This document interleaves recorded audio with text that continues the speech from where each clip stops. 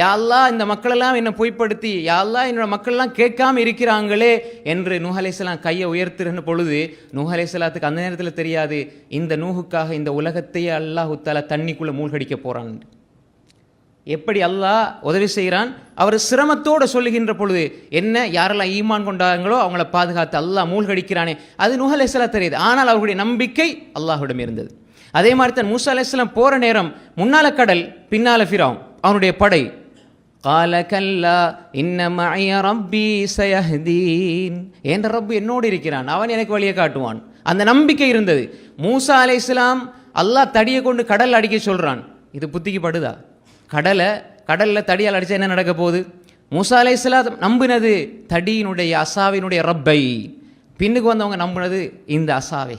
அதுபோல்